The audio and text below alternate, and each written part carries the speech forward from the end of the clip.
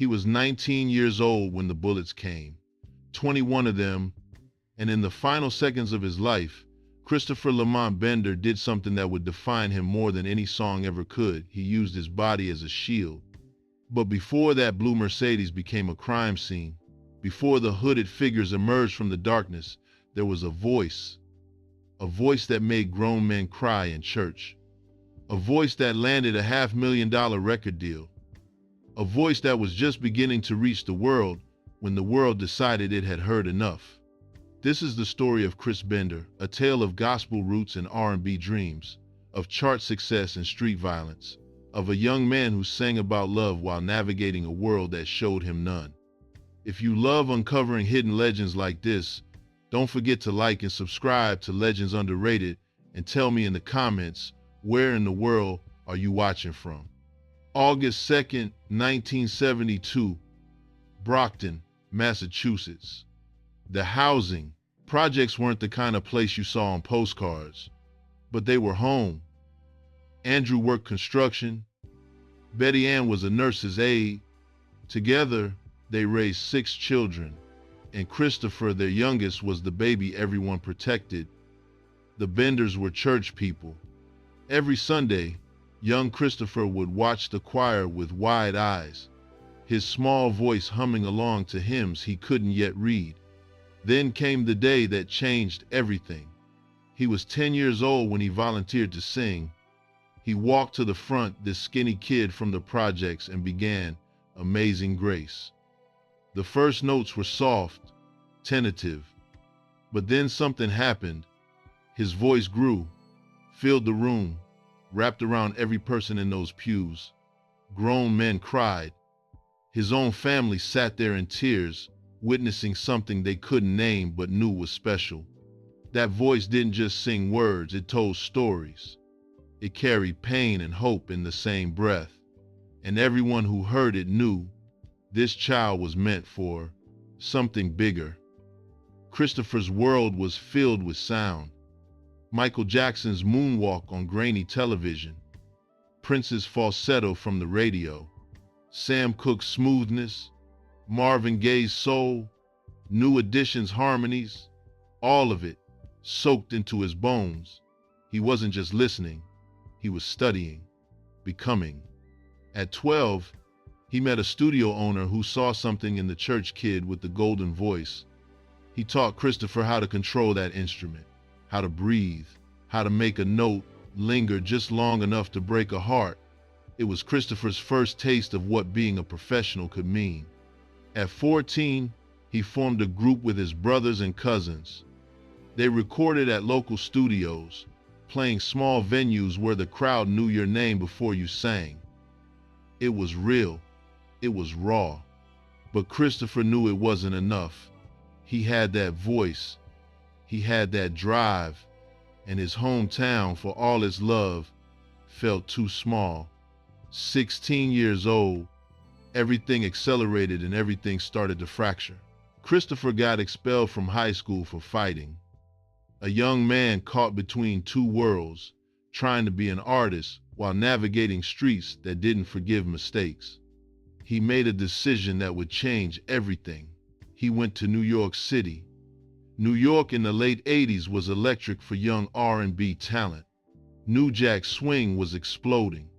Labels were signing kids who looked like Christopher, who sang like Christopher, who had that hunger he carried like a second heartbeat.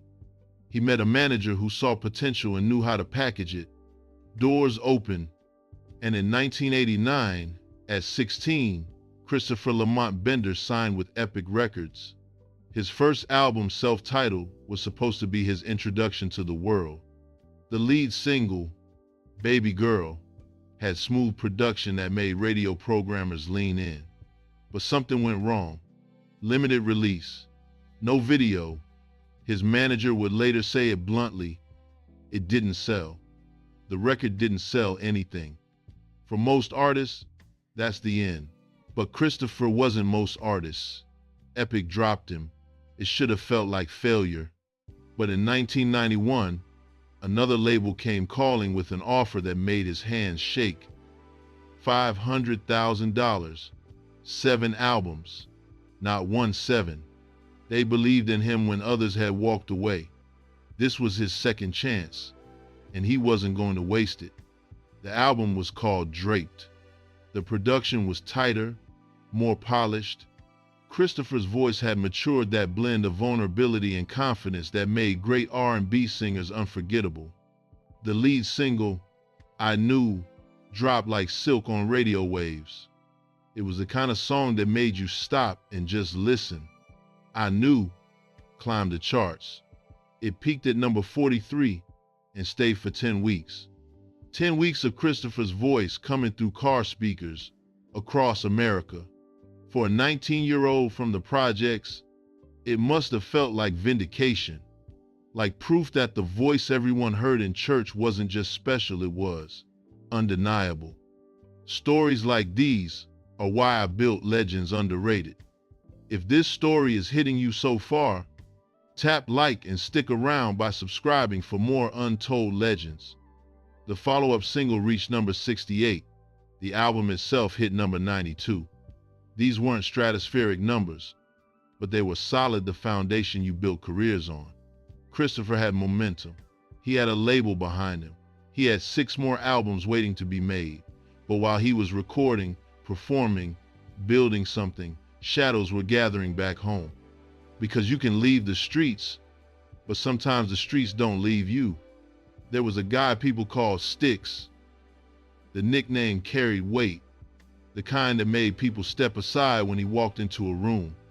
And for reasons that might have been about respect, territory, or something as simple as a wrong look, he had a problem with Christopher and his cousin Jesse.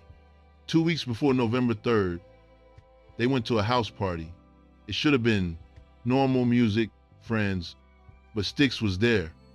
Words were exchanged, hostile words, the kind that carried the scent of something worse coming.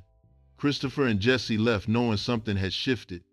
Tension isn't abstract, it's a feeling in your stomach, a quickness in your step. 1 week later, Jesse walked into a store. A car pulled up outside. Sticks was driving. He rolled down the window and made it clear. He was going to get them. Not someday, soon. Jesse told Christopher they both knew what it meant, but what were they supposed to do? Run? These were streets Christopher had walked his entire life. His mother still lived there. Besides, he had an album on the charts. Maybe he thought this would blow over. It wasn't going to blow over. November 3rd, 1991, 2:17 in the morning, Christopher sat in his blue Mercedes outside the housing project where he'd grown up. His 17-year-old cousin Jesse was in the passenger seat. They were just talking, smoking, passing time the way young men do when the night is quiet. Maybe they talked about music. Maybe Christopher mentioned the next album. Maybe they laughed about something stupid. We'll never know. Earlier that night, there had been another party. Sticks was there. Guns were displayed, not concealed, displayed. It was a promise of what was coming. When the party broke up, 10 men left in 2 cars. All wore black hooded sweatshirts. And as they entered the housing project, they raised those hoods. The rest walked into the night like executioners.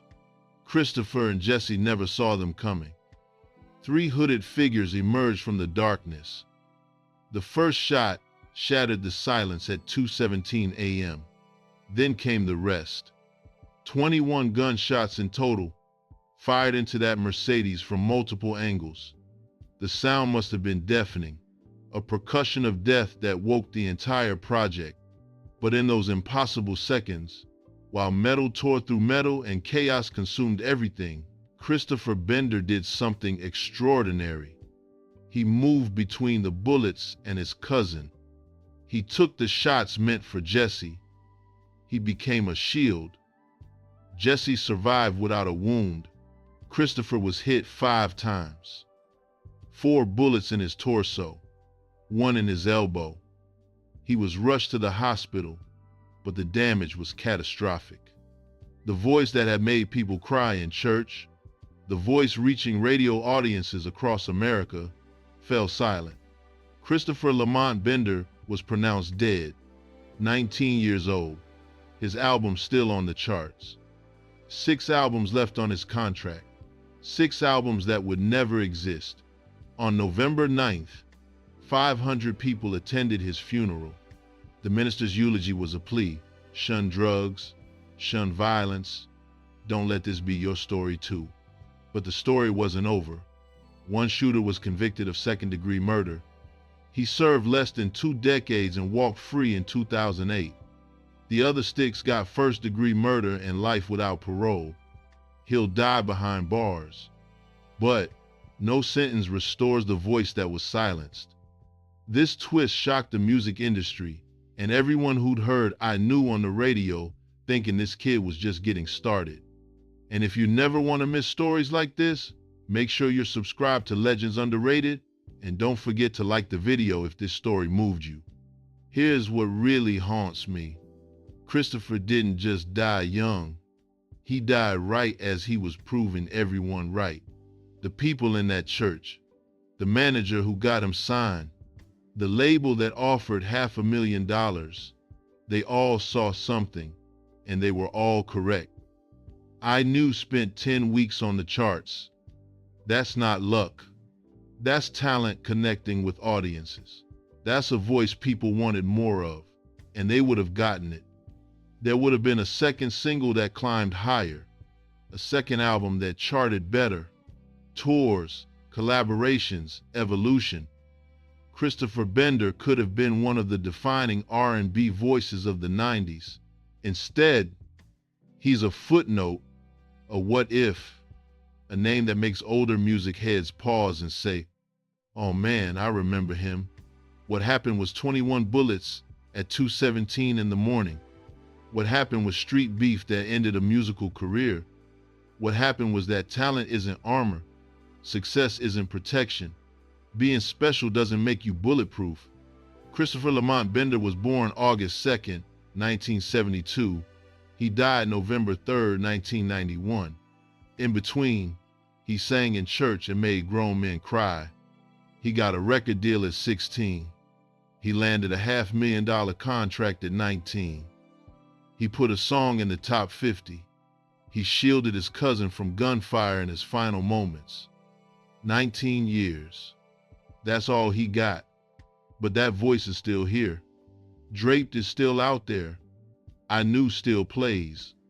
And everyone who hears it wonders, what would the other 6 albums have sounded like? What heights could that voice have reached? We'll never know. And that might be the saddest part of all. Rest in peace, Christopher Lamont Bender.